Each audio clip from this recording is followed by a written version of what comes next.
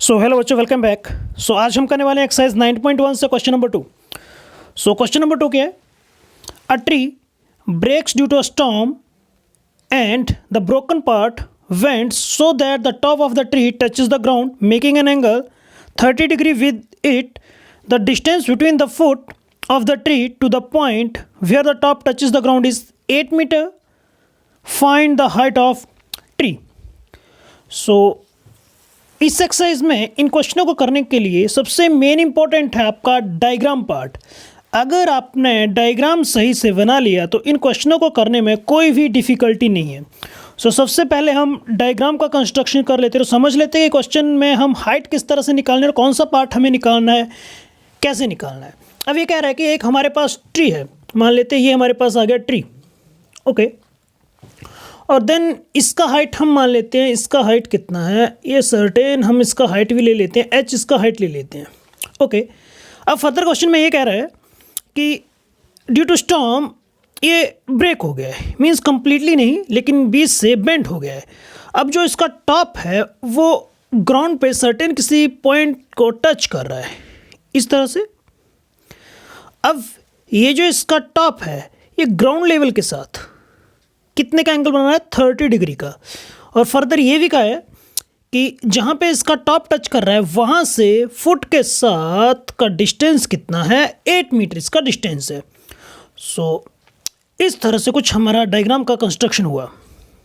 सो हमें क्या निकालना है? इसका टोटल हाइट ऑफ ट्री निकालना है। अब ये तो हाइट तब था जब वो सीधे सीधे खड़ा था, अब तूफान से वो दो पार्ट्स में बेंड हो गया। सो सबसे पहले इसको नाम दे लेते हैं, पॉइंट ए बी और ये सी। अब हम ये देख लेते हैं बी से लेकर सी तक इस वाली हाइट को हम h1 मान लेंगे और आधा इधर को मुड़ गया है तो यहाँ से लेके यहाँ तक को हम h2 मान लेते हैं। सो फर्दर किस तरह से करेंगे और क्या क्या लिखेंगे सो देखते हैं सॉल्यूशन में। सो सबसे पहले हम मान लेते हैं हाइट निकालना है तो इसे हम मान लेते हैं let height of tree, let height of tree। So tree का हाइट हम ले रहे हैं h मीटर, ओके। और h किसके इक्वल है? h1 प्लस h2 के इक्वल है, ओके। और जो भी हमें और डायग्राम में दिख रहा है वो लिख लेते हैं। ए से लेके बी तक का डिस्टेंस कितना है? 8 मीटर है, इसे भी लिख लेते हैं। और साथ में हमने यहाँ पे कुछ लिखने का ज़रूरत, हाँ एंगल लिखना है तो लिख लो, थीटा इज इक्वल टू कितना है? 30 डिग्री। अब ये ट्रायंगल कैसा है? राइट एंगल ट्रायंगल है, तो यहाँ पे हम लिख लेंगे from triangle A B C. अब ये हमारे पास ट्रायंगल रहा ए बी सी। अब इसमें से हमें क्या निकालना है? एक तो h1 भी निकालना है और h2 भी निकालना है। सो सबसे पहले हम h1 वाला साइड देखते हैं कौन सा है। सो जो साइड निकालनी है वो हम ऊपर रख रहे हैं और इसका रेशो कर देंगे किसके साथ? जो साइड हमें पता है, पता किस कौन सा है? ए से लेके बी तक। अब ये रेशो ट्रिग्नोमेट्रिकली किसके इक्वल हो जाएगा? BC upon AB। अगर BC की बात करें तो BC हो गया हमारे पास परपेंडिकुलर और AB कितना है? Base. So perpendicular upon base किसके इक्वल होता है? tan के इक्वल, tan थीटा। और थीटा के प्लेस पे इधर कितना है? 30 डिग्री। सो ये हो जाएगा tan 30। सो V से लेके C तक हमारे पास कितना है? h1 है। और A से लेके B तक का डिस्टेंस हमारे पास कितना है? 8, which is equal to tan 30। So tan 30 पर वैल्यू क्या होता है? 1/√3। सो ये जितने भी ट्रिग्नोमेट्रिक्स वैल्यू आपको टिप्स पे लाना चाहिए तभी ये क्वेश्चन अच्छे से होंगे। अगर फिर भी याद नहीं हो रहे हैं तो प्रैक्टिस कीजिए, हो जाएंगे। सो यहाँ से हम h1 कैलकुलेट कर लेते हैं। सो h1 इज इक्वल टू 8 उधर चला जाएगा, 8/√3। सो √3 से साथ में हम रेशनलाइज भी कर लेते हैं। √3 से मल्टीप्लाई किया, √3 से हमने क्या कर दिया? इसको डिवाइड कर दिया, which is equal to 8√3/3 metre. So h1 तो इतना निकल गया। अब h2 भी निकाल लेते हैं साथ में। सो आल्सो हम क्या निकालेंगे? h2 वाला साइड कौन सा है? ए से लेके सी। सो AC अपॉन AB। अब किस रेशियो को इक्वल होगा? AC आ गया आपके पास हाइपोटेन्यूज और AB आपके पास क्या है? Base. So hypotenuse upon base किसके इक्वल होता है, सीकेंड के इक्वल, सीकेंड थीटा, और थीटा के प्लेस पे कितना 30, so secant 30, hypotenuse upon base secant 30, so A से लेके सी तक कितना है बेटा h2, और ए से लेके बी तक कितना डिस्टेंस है 8, और सीकेंड 30 में वैल्यू 2/√3। अब सिंपल यहाँ से h2 भी निकाल लेंगे, h2 इज इक्वल टू 8 उधर चला जाएगा मल्टीप्लाई में, 2 8 कितना हो गया 16, सो यहाँ पे सिंपल हम 16/√3, सो √3 से साथ में रेशनलाइज कर देते हैं, सो कितना जाएगा 16√3/3, सो h1 h2 दोनों ही आ गए, so therefore height of tree, so therefore height of tree which is equal to h, which is further equal to h1 plus h2, so which is equal to h1 का value हमने निकाला 8√3/3 plus 16√3/3 which is equal to 3, हमारे पास LCM आ गया, then 8√3 plus 16√3 दोनों को add up कर दोगे तो कितना देगा 24√3/3, देन 3 8 4, देन 8√3 मीटर हमारे पास हाइट आ गया। सो आई होप ये क्वेश्चन आपको समझ आ गया होगा। सो नेक्स्ट क्वेश्चन देखते हैं। सो क्वेश्चन नंबर 3 क्या है हमारे पास, सो क्वेश्चन नंबर 3 हमारे पास क्या है, इसमें ये लिख रहा है a contractor plans to install 2 slides for the children to play in a park for the children below the age of 5 years. She prefers to have a slide whose top is at a height of 1.5 meter and is inclined at an angle 30 degree to the ground, whereas for elder children she want to have a step slide at a height of 3 meter and inclined at an angle 60 degree to the ground. What should be the length of slide in each case? So simple, इस question में क्या निकालना है, हमें length of slide निकालना है। सो diagram किस तरह से होगा वो देखते हैं। अब क्वेश्चन में कहा है कि एक कॉन्ट्रैक्टर एक स्लाइड बनाना चाहता है और मीन्स बिलो एज 5 ईयर्स और अबव एज 5 ईयर्स। सो डायग्राम कुछ ऐसा बनेगा।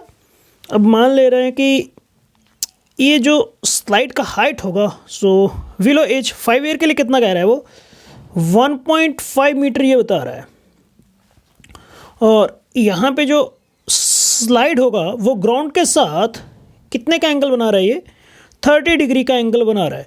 तो इस केस में हमें ये बताना है कि ये लेंथ कितना होगा स्लाइड का। सिंपल ये पूछा गया क्वेश्चन में। सो लेंथ कितना होगा स्लाइड का, सॉरी ये रहा कुछ आपका डायग्राम। ये आपके पास क्या आ गया हाइट, और ये स्लाइड का लेंथ पूछा है, जो कि स्लाइड कितने का एंगल बना रहा है हमारे पास ग्राउंड के साथ 30 डिग्री का एंगल बना रहा है, और ये जो स्लाइड है वो बिलो एज 5 ईयर्स है। सो देखते हैं किस तरह से निकलेगा। सो हम यहाँ पे ले लेते हैं let length of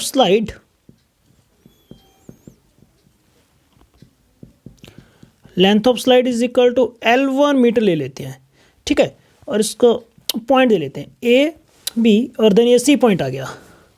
so L1 हमने क्या मान लिया, लेंथ ऑफ स्लाइड मान लिया। B से लेके C तक हमें बताया कितना दिया है, इधर 1.5 मीटर इसका हाइट दिया है, और एंगल भी पता है यहाँ पे एंगल कितना है 30 डिग्री का। सो फ्रॉम ट्रायंगल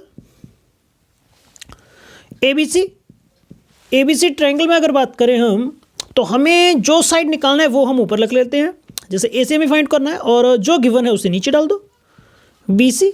सो यहाँ पे AC आ गया कितना हमारे पास हाइपोटेन्यूज अपॉन परपेंडिकुलर, किसके इक्वल कोसिकेंट थीटा, और थीटा के प्लेस पे कितना बेटा 30 डिग्री।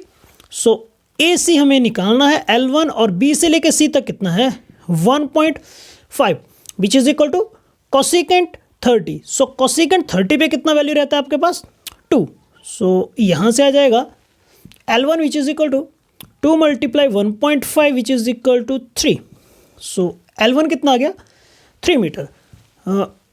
सो देयरफॉर अब लिखना चाहो तो लिख सकते हो length of slide for age less than 5 years या for age below 5 is 3 metre. So एक पार्ट तो ये हो गया। सेकेंड पार्ट में अब 5 साल से ऊपर के लिए वो स्लाइड बना रहा है, उस केस में सेम वो क्या कह रहा है कि अब हमारे पास जो हाइट है वो हाइट ये बता रहा है कि हाइट हमारे पास होगा 3 मीटर और जो एंगल बना रहा है स्लाइड ग्राउंड के साथ वो कितना होगा 60 डिग्री। तो उस केस में लेंथ बताओ। तो अब यहाँ पे इसको हम L2 ले लेते हैं, ठीक है। तो इस केस में भी हम उसी तरह से कर देते हैं। तो आल्सो यहाँ पे आप फिर बोल सकते हैं फ्रॉम ट्रायंगल ABC, अगेन ये सब टर्म हम लिख सकते हैं।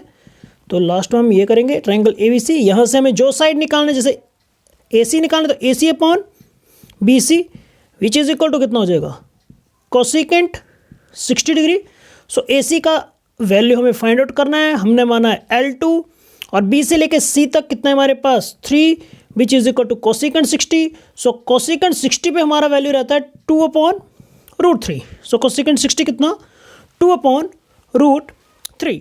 सो यहाँ से L2 3 उधर जाके मल्टीप्लाई 3 2 6/√3। √3 से हम रेशनलाइज कर देंगे, √3 से मल्टीप्लाई √3 से divide which is equal to 6√3। Denominator में 3 के साथ 6 कैंसिल आउट हो गया। तो L2 कितना गया हमारे पास 2√3 मीटर।